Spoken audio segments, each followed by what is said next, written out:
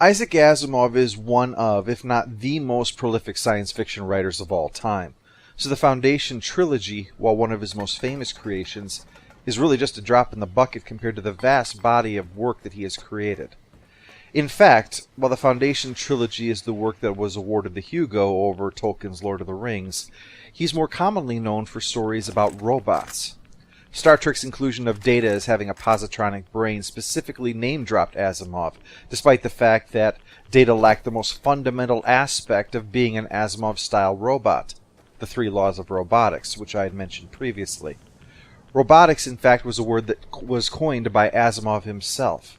The 3 laws are not literal program instructions, but fundamental avenues of behavior imposed upon a robot. But in English, they are presented as 1. A robot may not harm a human or allow a human being to come to harm. 2. A robot must obey all instructions given by a human unless it conflicts with the first law. 3. A robot must preserve its own existence unless it conflicts with the first 2 laws.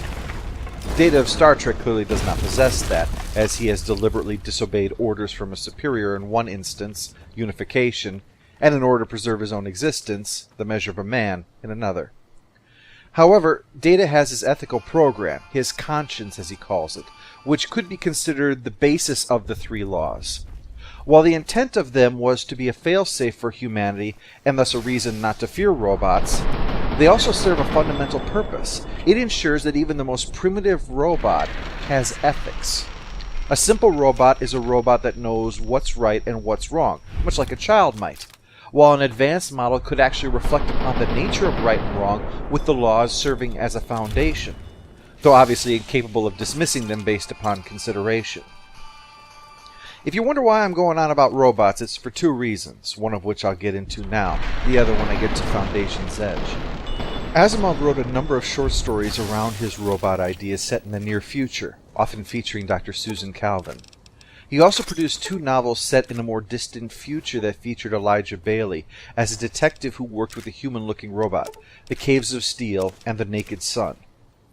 Aside of the existence of the 3 laws, there was nothing explicitly connecting these 2 periods together.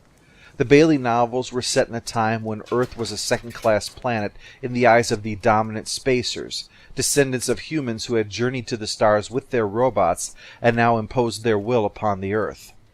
The spacers still make use of their robots and live very long lives free from disease, while the humans on Earth live in huge domed metropolises and resent robots. Asimov also wrote 3 novels set in a galactic empire: The Currents of Space, The Stars Like Dust, and Pebble in the Sky, the last one actually being his very first novel. These aren't linked by anything other than the presence of said galactic empire, although reinforcing the science fiction analog of the Roman Empire, much like in Foundation. Pebble in the Sky, for instance, is often compared to the first Jewish rebellion in the 1st century AD, though obviously with fewer spaceships. Nevertheless, while Earth is unsuccessful in its revolution, it is obviously known and part of the Empire. And of course, there's the Foundation trilogy, covered so far in this series, and since originally discussed, has had a welcome change of its adaptation. No longer being brought to the big screen by Roland Emmerich, it'll be brought to television on HBO by Jonathan Nolan. These combined are likewise a small part of all that Asimov has written, but they are the work that he is most famous for. But Foundation was a sticking point. It was an incomplete story. As I said in the previous part, Dr. Calvin's era ends with the knowledge that robot brains aiding and administrating the planet are in reality actually running the planet. But because of the laws of robotics and the sense of ethics it gives them, they ran it solely for the benefit of the human race, to maximize the gain for everyone, even if it meant bringing misfortune to a small few whose behavior would ultimately have done harm in one way or another. The Bailey novels were 2 connected novels, but ultimately just intriguing detective stories rather than any kind of development. And as I said, the so-called Empire novels were mere stories set in this era which included an Earth. But the Foundation trilogy was about the rise of a new galactic empire in the wake of the previous one's collapse, a 1,000-year period, a period that was incomplete. Naturally, such a popular work demanded that the story be taken to its conclusion, yet Asimov allowed decade after decade to pass without revisiting the world of Foundation. It was only because of fan pressure and an offer from the publisher that Asimov said was simply too large for him to turn down that compelled him to return to the series with the fourth novel, Foundation's Edge, which I'll look at in greater detail later on. However, Foundation's Edge didn't just continue the tale of the Foundation. It also kicked off a set of trends for Asimov throughout the rest of his life. Foundation's Edge, published in 1982, involves the search for Earth, which was never mentioned throughout the Foundation trilogy. The closest it gets is near the beginning, when a representative from the Emperor speaks of the origin question, the issue of where humanity first came into existence, and on the list of possibilities is Sol. But even then, no Earth. Foundation's Edge ties Foundation into the Empire era by explicitly making references to the events of Pebble in the Sky to explain why there is no one on Earth anymore. The radioactivity mentioned in that novel rendered the world uninhabitable, and soon it became forgotten. Thus the two periods are stitched together this way. After Foundation's Edge came The Robots of Dawn, a third Elijah Baley detective novel, which showed an evolution now towards leaving the confines of domed cities, although this movement is still in its infancy. In this novel, specific mention is made of Dr. Susan Calvin and the events of one of the stories found in I, Robot and The Complete Robot. Those two eras are now explicitly tied together as well. Asimov laid the foundation, no pun intended, in Foundation's Edge when robots are mentioned and we're told that the more sophisticated they became, the more like humans they became. The more they realized that even benevolent rule by robots was contrary to what humanity truly needed, thus explaining how things could be allowed to reach the point seen in the Caves of Steel. Their guardians had relinquished control for humanity's own good. Finally, Robots and Empire was the controversial link between these two incredibly different series. The Foundation books and the Empire books, well, naturally they could fit together. And obviously the Robot series and Robot novels with their consistent rules would fit together. But tying these two periods together, that had more chance for controversy. But this was something that Asimov wanted to do now. And while Del Rey discouraged him, feeling that the fans would want to keep these series separate, Doubleday encouraged him to follow through on it. Robots and Empire would be the final part of Elijah Baley's period, although without Baley himself.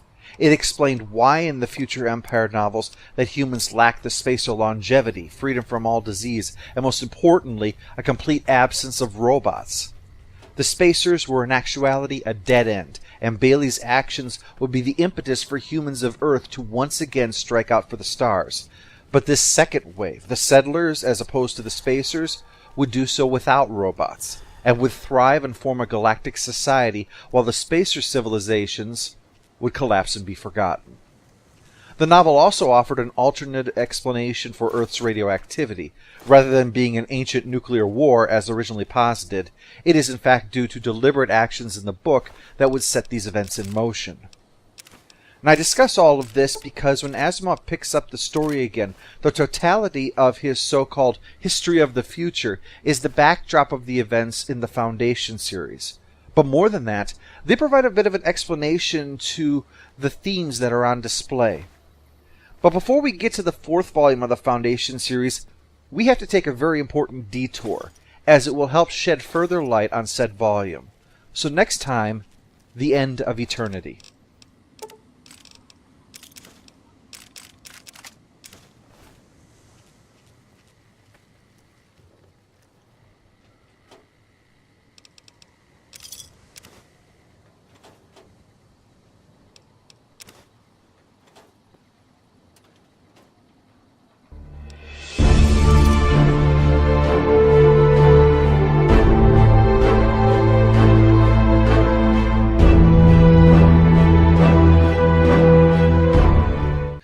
The stories of the Foundation trilogy were first published in short story form, but were collected into books in 1951, 1952, and 1953 for the 3 volumes that we've covered.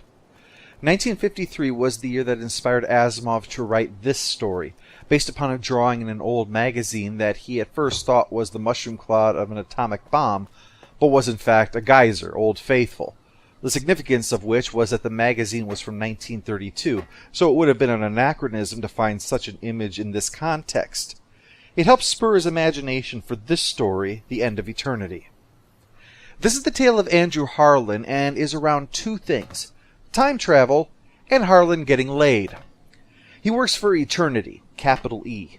Eternity came into existence in the 27th century when a place, for lack of a better term, was created that existed separate from normal time. For analogy, think of it as being like a skyscraper that extends from the 27th century to the point that the sun goes nova. At this time it wasn't known that the sun is actually too small to go nova. The nova is being used to power the means of Eternity's existence. In this imaginary skyscraper, you can hop into something comparable to an elevator that takes you from floor to floor, although in this case it's from century to century, each of which is staffed by Eternals concerned with the affairs of that period. Their official purpose is to facilitate trade between the different time periods. We are talking a span of 7 million years here, so there's a variety of things that can be offered, and obviously things like advancing technology would not be one of them. The secret purpose of Eternity, though, is to alter history. It started with one person deciding to avert a disastrous war by disabling the brakes on the car of a certain leader. And things were so much better that it became their policy to alter history to maximize total human happiness. The curious thing about the changes, though, was that they only had relatively short-term effects. The further into the future you went, the less of an impact that change had. The reverse of the more mainstream idea that even a tiny change can have enormous consequences. I mean, they are naturally enormous consequences, but not on a larger view of history. But still, extreme care is exercised by the Eternals. Their observers go out and report on the period, and if a change is needed, technicians such as Harlan calculate the minimum necessary change needed to bring about the desired alteration of history. With that, of course, the people change as well, or might even blink out of existence. For that reason, technicians are subtly ostracized, even though they are doing the necessary work of Eternity. The fact that they're the ones who metaphorically pulled the trigger is a bit frightening to everybody else. Add in the fact that Harlan comes from a rather repressed era in history, and well, you have a guy that would be thrown out of a debate over the best edition of Dungeons & Dragons because he's too nerdy. But Harlan doesn't care about any of that. He's all business, save for his hobby of studying primitive history, that period before the creation of Eternity, and thus beyond their ability to manipulate. But despite this, Harlan eventually falls for Noyes, a woman who worked as a receptionist under Harlan's old boss, the computer Finge. Computer in this case means one who computes rather than the machine. She's a native of this particular century, so when Harlan is sent out to observe for this period, the two eventually sleep together and he becomes obsessed with her. When he finds out a change is coming to this period thanks to his observations, he gets an off-the-books check and finds out that she won't exist in this new reality. In fact, it's a wonder she's even there now. So Harlan breaks the rules of Eternity and rescues Noyes from the non-existence by taking her into Eternity and hiding her in one of the unused facilities of the far future, in the so-called hidden centuries. Because for some reason, while they can get to those periods, they can't actually enter the centuries themselves. It's as if those doors have been locked, metaphorically speaking. But that means that the place is empty of other people, so he leaves Noyes there where she'll be safe. The change to history doesn't affect anyone who's in Eternity, see? So he slips back, collects all her crap, but he starts to get sloppy. He even runs into himself, although in such a way as to avoid a paradox, thankfully. You know, if you think nature abhors a vacuum, it positively PMSs over paradoxes. However, Finge knows what Harlan's doing and always detested him, and Harlan thinks that Finge only hired Noyes in the first place because he wanted to bone her himself. Harlan learns this after he fails to return to where she's hiding in the future. There's a barrier at the 100,000 century mark. That's not the year 100,000, that would be the year 10 million. This barrier won't allow him to pass, and he assumes that this was a result of them discovering it and them putting it up to stop him from getting to Noyes. Finge had said that he sent a report to Harlan's boss, Twizzle, on the matter, so Harlan assumes he must have done it. Twizzle doesn't seem to comment on it. He just wants to know that Harlan's done a good job in training Cooper in primitive history. But Harlan is summoned to a tense lunch with the All-Wind Council, the head honchos of Eternity, and by this time Harlan has become one big bundle of anger and paranoia. I mean, he is just missing the tinfoil hat and paper cup full of change to be a street crazy. Afterwards, Twizzle takes him aside and explains that he knows about Noyes, and it doesn't matter. What does is that there's a serious paradox they need to worry over. It seems that eternity is no accident. Cooper is to be sent back in time using a specially devised kettle. That's what these call these things that move in time. They're not sticking him in a tea kettle or something. I don't think even the Master ever tried that one. Anyway, Cooper will go to the 24th century with the intent of teaching the vital mathematics to a man named Mulanzan, the one that everyone knows created the first field that would be the basis for eternity 3 centuries later. What no one knows is that Cooper will be forced to take the guy's place and will eventually write a journal and store it in such a way that eternity can unlock it and find out what happened. So again, knowing that nature is crazy OCD when it comes to paradoxes, they've been careful to follow everything in the journal exactly. If they do that, it'll all be fine. And if they don't, eternity will cease to exist. So Twizzle, faced with the very existence of the organization responsible for the well-being of the entire human race, could not give less of a shit about what Harlan was doing with his dick, so long as it didn't involve Cooper's kettle. But Harlan's uptight mind is so strained under the idea of possibly losing Noyes that he doesn't want to take any chances. So he makes a veiled threat that he might make a mistake and disrupt history. Only Twizzle, who is too busy trying to wrap his head around this crazy problem, lest he wind up believing them ruled by damn dirty apes or something, takes that remark at face value. So he sets up the situation so Harlan can't make a mistake, just to set the guy's mind at ease. Well, Harlan thinks that they were stopping any means for him to thwart this, so that they wouldn't need to keep this agreement with him. In fact, they might turn Noyes into his own private sex slave. Yeah, lady, I think you've fallen in love with your own stalker. So in one of the most pointless acts of spite in the history of science fiction, Harlan goes to great lengths to melt the failsafe in the control room that he's in and send Cooper to the wrong time period and destroy eternity and all they've worked for because he's bitter. Our hero, ladies and gentlemen.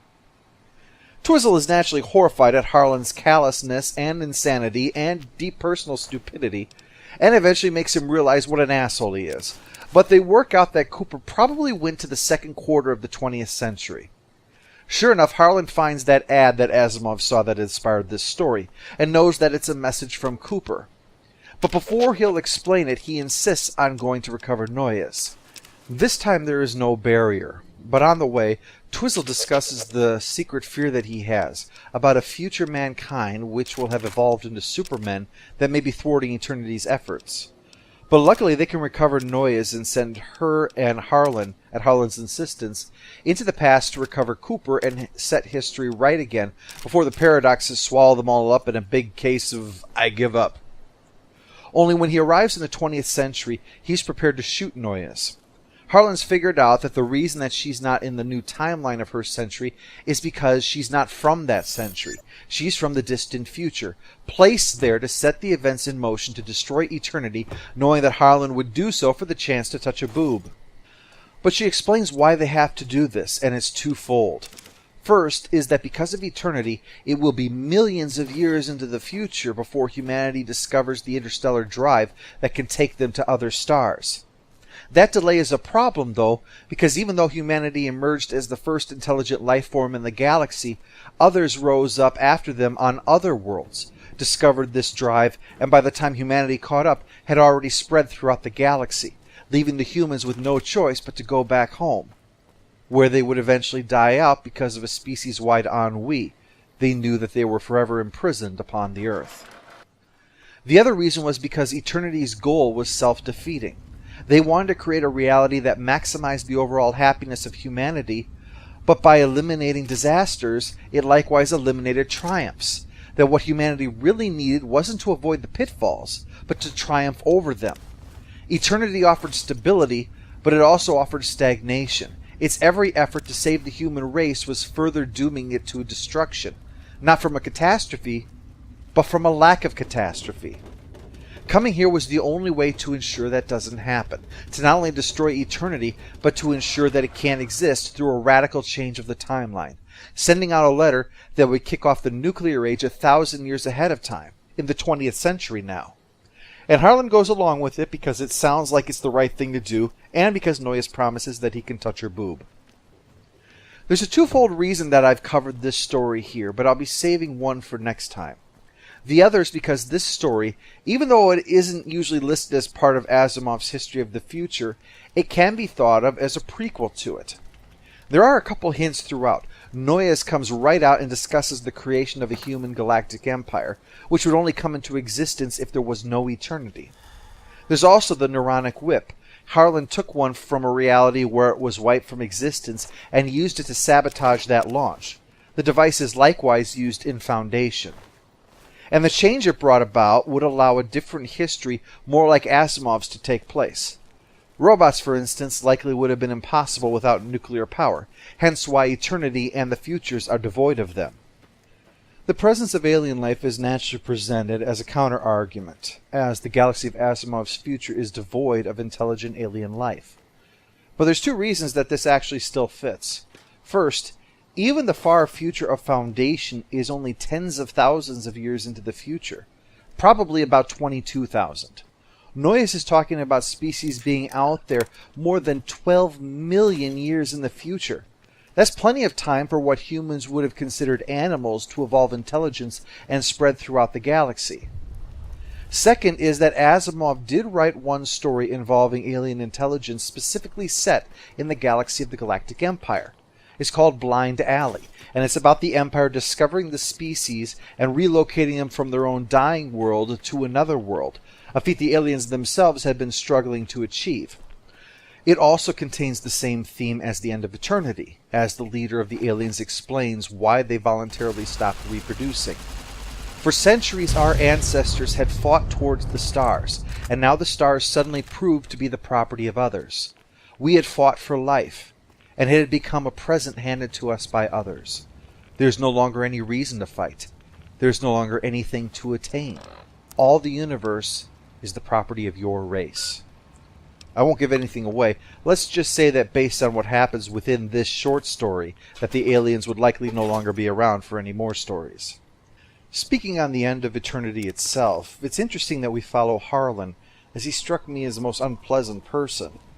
Love makes fools of us all at times, but it seems like it brings out the worst in Harlan, that he is racked with jealousy, paranoia, and hate because of it. But I think that was intentional. I think it was Asimov's plan to show us that the knowledge of what eternity does changes you. There's the man, for instance, who gripes about the policy related to trading cancer curative between centuries, that it's almost always a wasted effort because it causes no positive changes, and when it's withheld to avert negative changes, they're chided for being heartless. So he just wants to let more people die simply because it'd make his job a little easier. Harlan even reflects on how the information affects cubs. Those are people being trained to work in eternity. There was even a suicide attempt in his group when they found out what was going on. These are people who are devoted for the betterment of humanity, and yet, it seems that to do so they have given up their own humanity. The paradoxes are handled in an interesting way. One theory is that the universe shifts to avert the existence of the paradox, and that there is freedom of action to attempt to resolve it. Twizzle plays an amusing sort of Russian roulette with time when they face the crisis, saying something to the effect, "Okay, I've made my decision, I will do this," and then everyone stops and waits to see if they're going to wink out of existence. If they don't, they know he's on the right track. While the human plot isn't terribly engaging, the technical stuff certainly is, especially keeping in mind that this is the early 50s, before a lot of these uses of time would become more commonplace. And even still, a lot of it feels very unique here. But getting back to Foundation, there's certainly room for The End of Eternity to be considered a part of this series in a way, even if its involvement is merely on the last few pages of the book. But I don't include it in this series for that reason alone, but because of its relationship to the next volume of the Foundation series, Foundation's Edge, which we'll look at in our next part.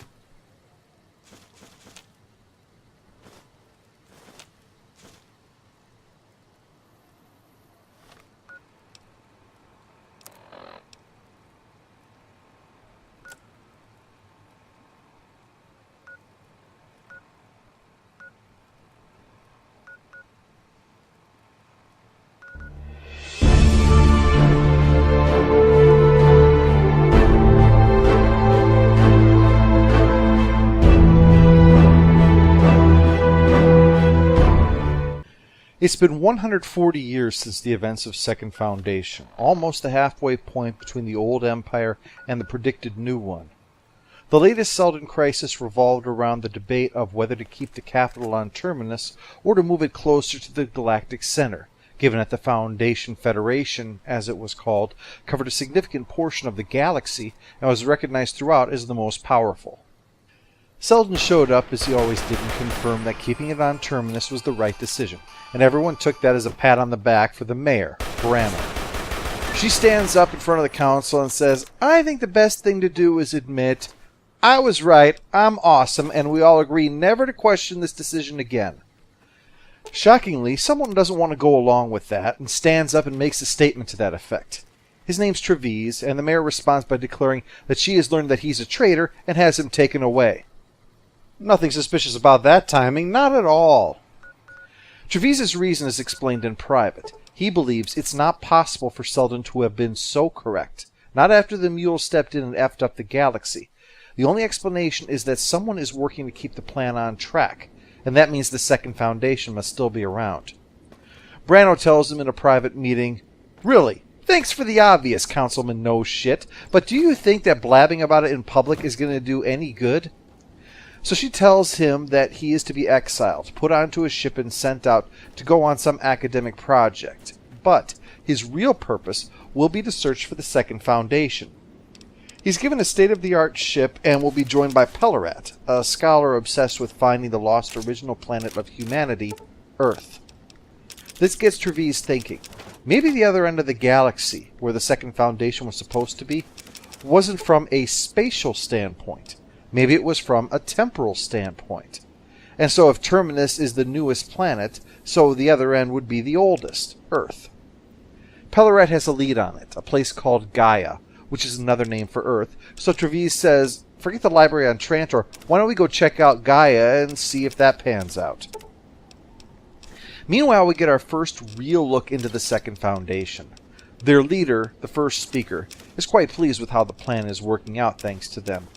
But one of the other speakers, the youngest, named Gendabal, says the same thing that Trevise did. The plan's going too well.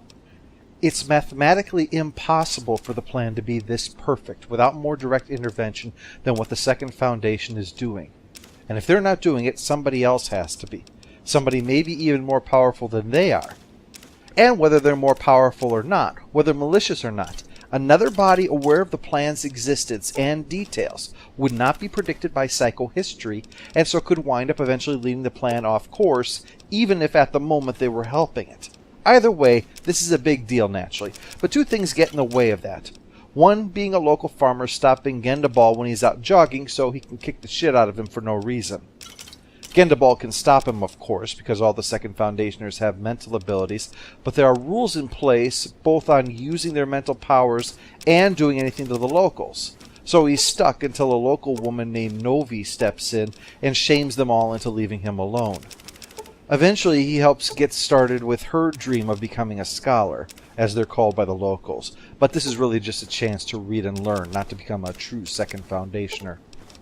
The other thing that gets in the way is another speaker, Delarmy, who has been maneuvering to become the next first speaker, a position that Gendabal likewise covets. She's his adversary in the discussions and even has him impeached, and he didn't get blown by an intern or anything. But he makes his case quite clear that these anti-mules, as the first speaker calls them, likely exist. There's an inexplicable striking of Earth from all records in the library, and Novi's mind shows evidence of having been tampered with in a way beyond their abilities. Also, like Trevise, Gendabal will have to take a road trip to go looking for this threat, and takes along Novi since her mind will demonstrate any influences of another mentalist so that Gendabal can do something about it. Also on the move is Compor, a fellow councilman who betrayed Trevise to the mayor, and who was then sent to follow him in exile to see where he goes by the mayor. Plus, Compor is actually an agent of the Second Foundation, the one who mentioned Earth to Gendabal based on what Trevise had been doing. He had run into Trevise on the planet Seychelles, a world independent of the Federation but surrounded by its territory. And while there, he and Pellerat learn that there's a lot of superstitious feelings about Gaia, but eventually they get a lead on where to go looking for it. Except the reason that's tricky is because bad things happen when people try to do that. They tend to not come back, and even the mule didn't want to go near the place, making a treaty with Seychelles instead of conquering it like the rest. But Treves is bound and determined to head there anyway. Meanwhile, the mayor and her head of security are following with a group of warships. She suspected that Compor was Second Foundation, and that Treves would act like a lightning rod and draw them out. She plans to see what all the fuss is about with this Gaia thing, and then head over to Trantor and blow away the Second Foundation. And after that, screw that 5 more centuries bullshit. We have the means to conquer the galaxy right now. Why should we wait? Who cares about the stupid Selden plan when we have death rays? Treves and Pellerat find Gaia, and while they approach, Pellerat starts to speculate as to whether or not there might be aliens upon it, to explain why it might be regarded as it is by their stellar neighbors and the mule. They discover otherwise when they encounter a space station which sends over a figure, a woman named Bliss. Bliss has a huge ass, which I mention because it must be an essential plot point, as Asimov keeps bringing it up, as in enough times that Sir Mix-a-Lot would say, yeah, we get the point, Isaac. Bliss brings them to the world of Gaia, which we learn is in fact a superorganism composed of all the life and non-life of the world with a common consciousness. Pellerat finds it all fascinating, and not just because he'd like to rock on her back porch all night, while Treves finds the idea disturbing.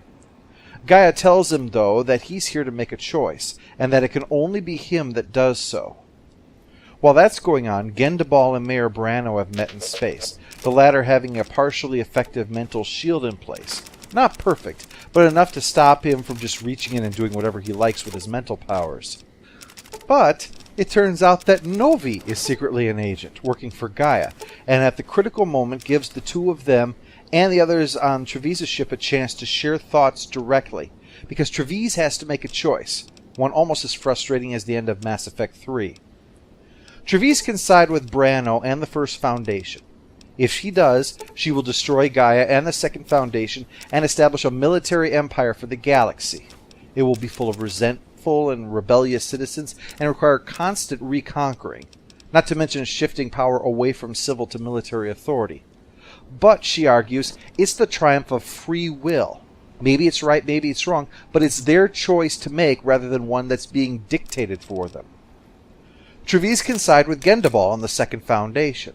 If he does, he will thwart the efforts of the other two, and Gendabal will expand the influence of the Second Foundation to move towards the planned Second Galactic Empire in another 5 centuries, and afterwards to be guided by them.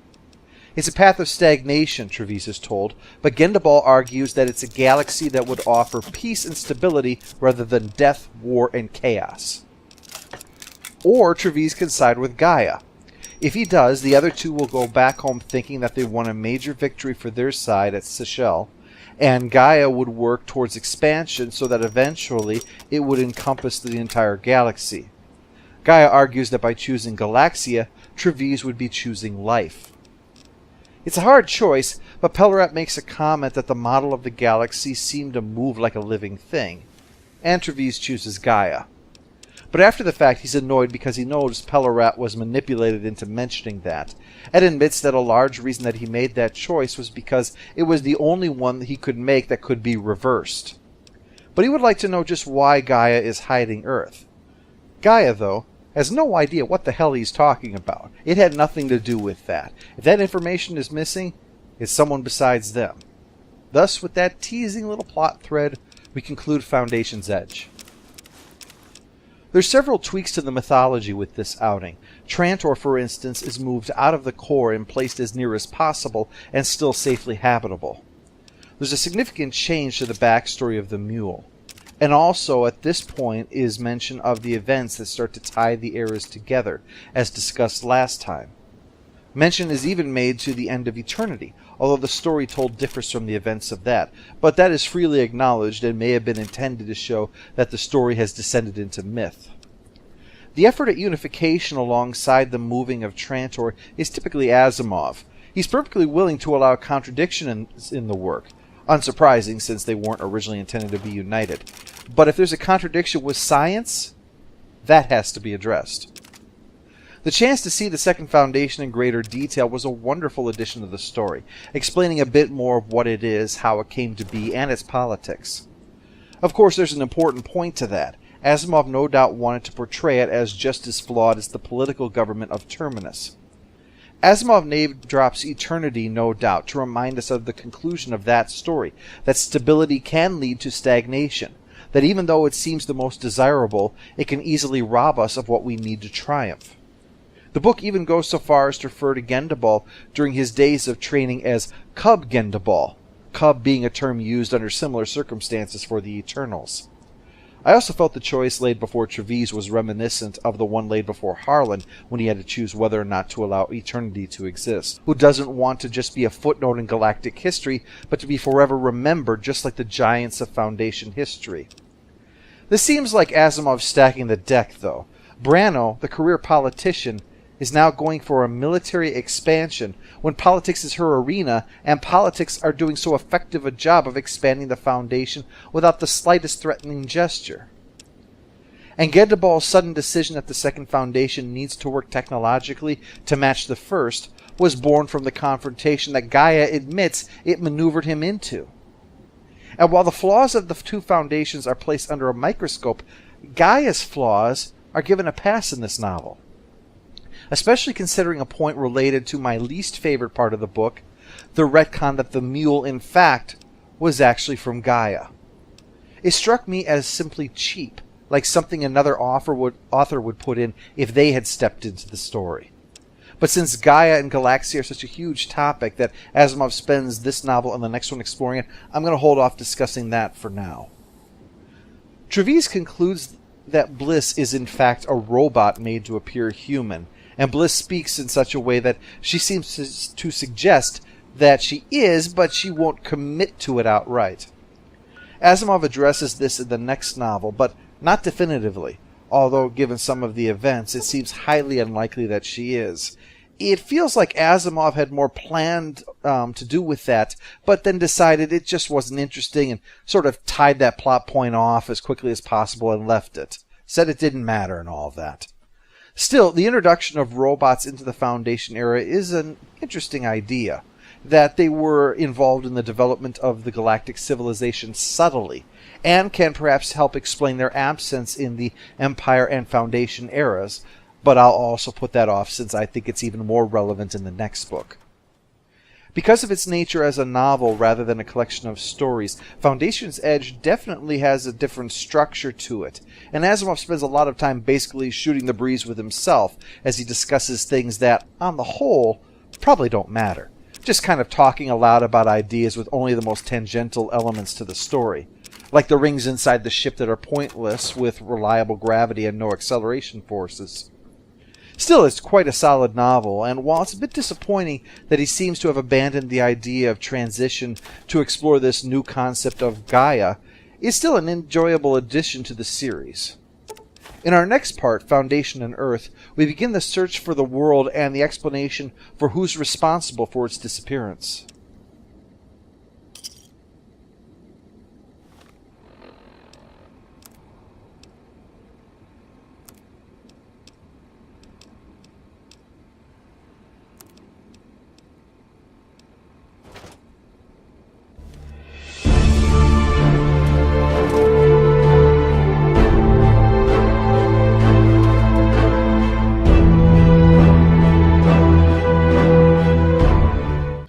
Foundation's Edge was a radical departure from the preceding books in the Foundation series.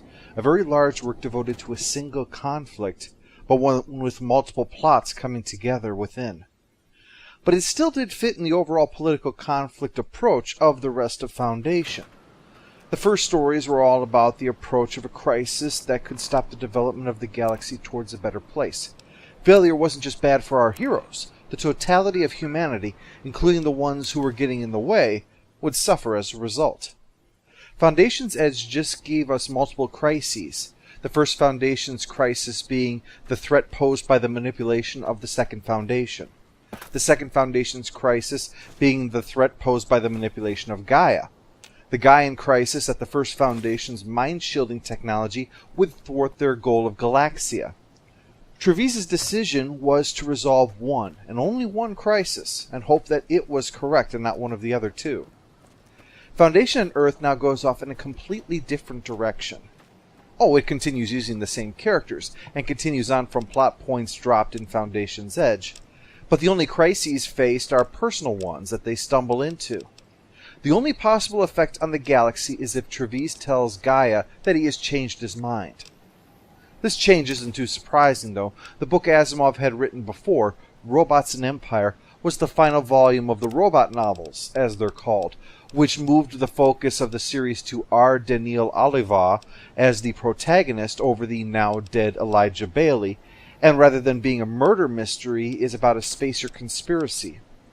The two robots, Daniel, who looks human, and Giscard, who does not but has mental powers, face this with the problem that the three laws inhibit any effort on their part to become involved, until they conceive of the zeroth law, as they call it, that the first duty of a robot should be to protect humanity as a whole, that the other laws bend to it, and therefore, if a human is doing something that threatens the future of humanity, that human can't order them not to interfere, because the second law, obey all orders, would be conflicting with the zeroth law. I won't spoil the book for you, just say that in the end, Daniel acquires mental powers.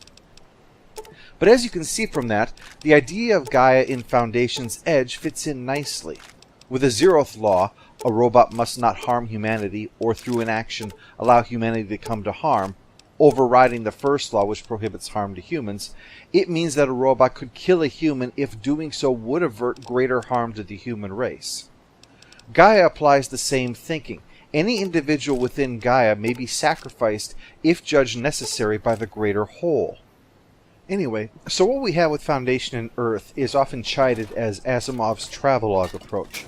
Trevise is disturbed by his decision to choose Galaxia over the Selden plan, and can't help but think this is related to the disappearance of Earth from all records in recent centuries.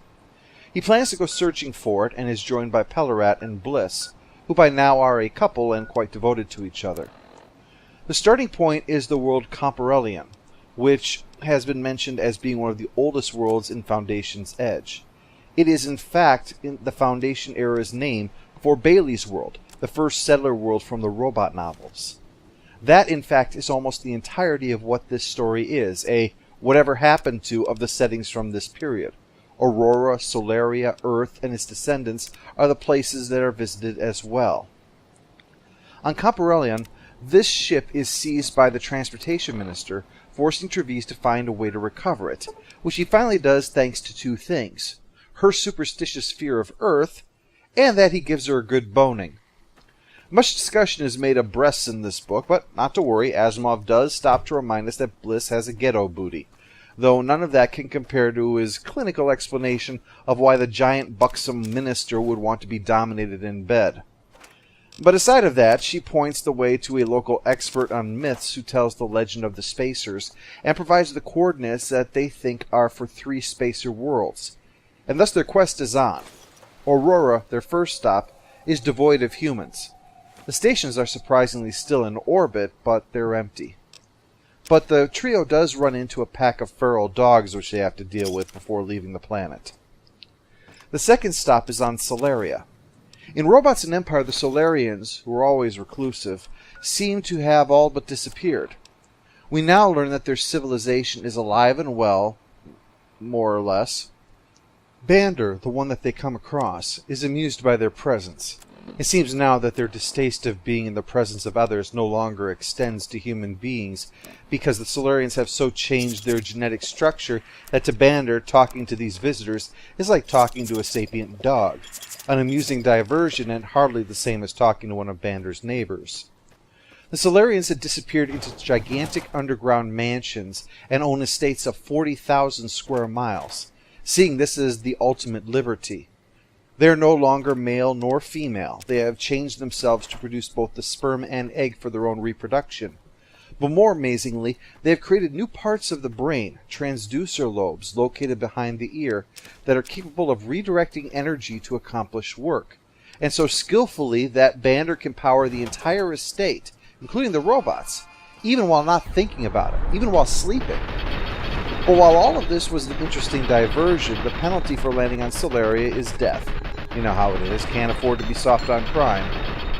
Solaria plans to fry their brains, so Bliss uses the power of Gaia to try to block the energy, but unwittingly lets it build up until it burns out Bander's own brain, which leaves Bliss in a bit of a state since Gaia was based on the laws of robotics applied to life as a whole, so killing's kind of a bad thing.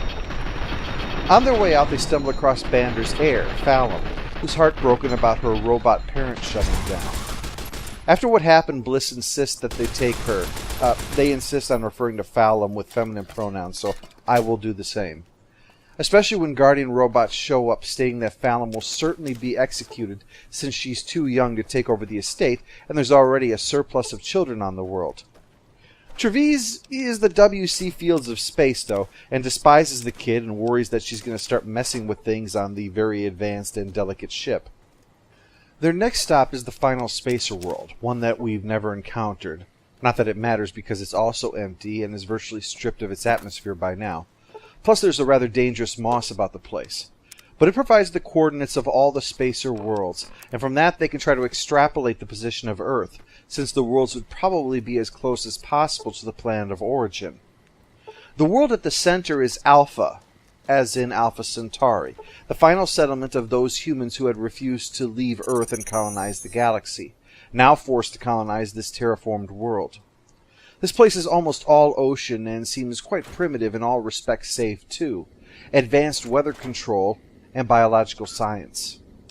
There Trevize sleeps with another woman who gives him a fatal STD, and what's worse, once he's infected it will spread to the others without his needing to, It's their way of handling unwanted visitors. Luckily, Fallum's musical ability and Trevize's sexual magnetism convinces her to send them away before the final step is taken to make the virus active and kill them. It still would have been easier to wear a space condom, I'm sure. The final stop is indeed our solar system, where they find out that Earth is radioactive now. No one can go there even in spacesuits for long before they'd be fatally exposed. But thanks to Fallum screwing with the ship, Trevize realizes that the references to Earth were removed not to protect the dead world, but to protect the moon, which is indeed occupied. The occupant, it turns out, is Daniil, still alive 20,000 years later and having used his mental powers to try to guide the events of human development, including the creation of psychohistory and Gaia. But now he's dying. He's at the point where he can't create an even more sophisticated brain than the one he already has. So he plans to merge his mind with Trevize. Trevize naturally says hell no to that idea, so instead Daniil plans to merge with Fallum, who is excited because she seems to think of him as her robot parent brought back. And Trevize reveals his reasoning behind choosing Gaia, the assumption in psychohistory that is flawed. It assumes that the only force on the galaxy will be humanity. What will happen if aliens show up? So because of aliens, Galaxia is necessary for the good of the human race, and with that, Asimov presents the chronological end of his History of the Future. The biggest problem with this story is that it's an adventure tale minus the adventure. Well, it's fairly limited at any rate, and it doesn't play to Asimov's strengths as a storyteller. As a result, you get the Asimov version of, oh, the places you'll go, stretched out to 2.25 times the length of The End of Eternity. Now, I'm certainly not suggesting that this be an action tale, but rather that it seems to find excess joy in revisiting these past places rather than making the places themselves interesting. Solaria is the exception, as it again plays to Asimov's strengths. Fantastic ideas on display, labyrinthine tunnels, and robots. In between is a lot of talk about Earth and about Gaia, a lot of arguments and counter-arguments for Galaxia. Foundation and Earth presents a lot more characterization than previously, though, although some of that still struggles.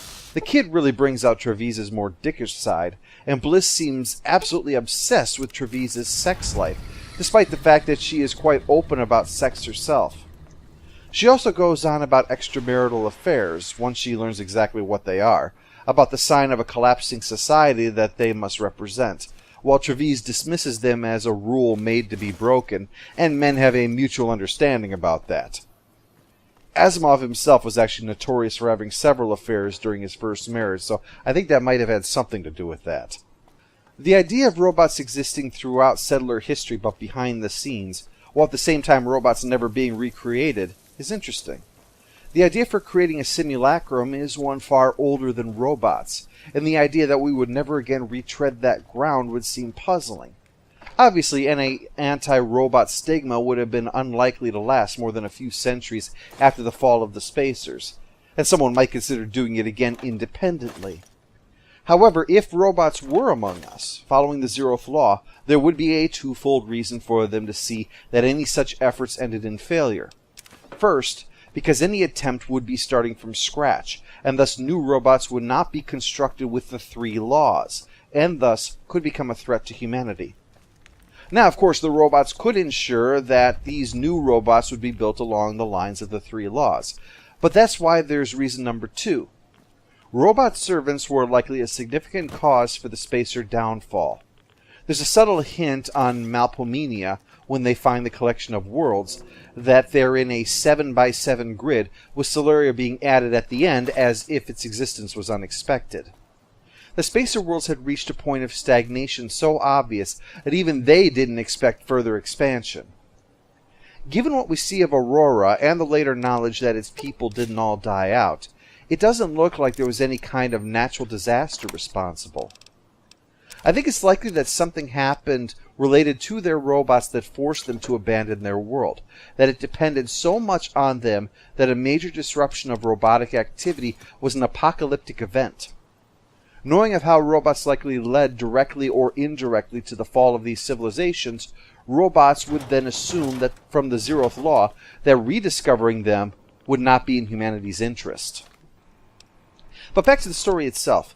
Asimov did come up with a variety of places to visit. There are minimal repetitions between them and the things that they had to face. But ultimately, it felt like the driving plot was a thinly veiled excuse for the trip, and that the potential of many was underexplored.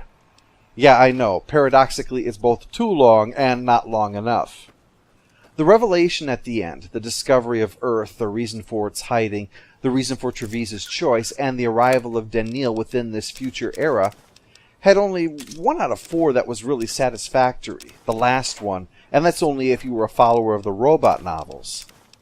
Foundation and Earth isn't bad, though. Some of the ideas are certainly engaging, and the character dynamics add some interest. But as the cap to the Foundation and the last chapter of Asimov's History of the Future, it is disappointing. It provides a setup for a continuation that would never be written, Asimov's wife stating that he didn't know what to do with the next part despite that. Instead, Asimov would go in another direction and write 2 prequel novels for Foundation before his death. But before we can get into that, it's really about time we talk about Gaia and the Decision, which I'll be doing in our next part.